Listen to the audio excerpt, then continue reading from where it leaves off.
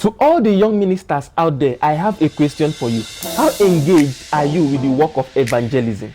But before you answer that question, let me tell you about an aspect of Pastor E.A. Adeboye you need to know. Pastor E.A. Adeboye is the General Overseer of the Redeemed Christian Church of God, whose headquarters is in Nigeria. He joined the Redeemed Church in 1973 and served as an interpreter to Pastor Josiah Akindayomi, the then General Overseer.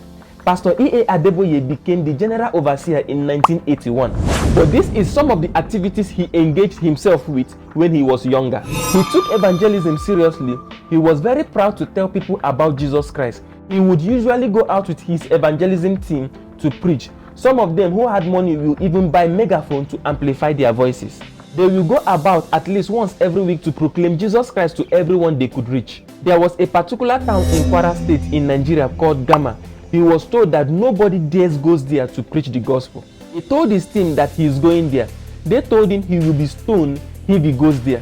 When he heard that, this is the mindset he carried. He said, when I get to heaven and meet all the apostles there, and they tell me their experiences and how they suffered for the gospel of Christ, what will I say? When they tell me how many times they were stoned and wiped, what will I tell them? Will I tell them, oh, I also suffered for Jesus. One day I was going to church and the rain beat me. Well, that sounds ridiculous, but this is the mindset he carried.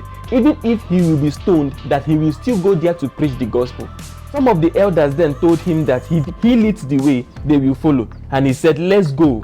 When they got to Gama, they were told that they don't want Jesus, but they didn't mind. They still went out from house to house to preach the gospel.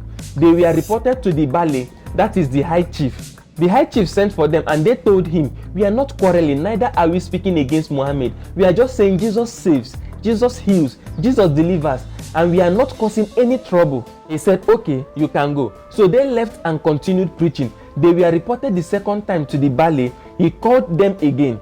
And they told the high chief, we do not bring trouble, we are not troublemakers. It was getting dark and some of the members wanted to leave. He brought projector to display some film. Some of the people who didn't listen to them in the daytime came at night to watch the film.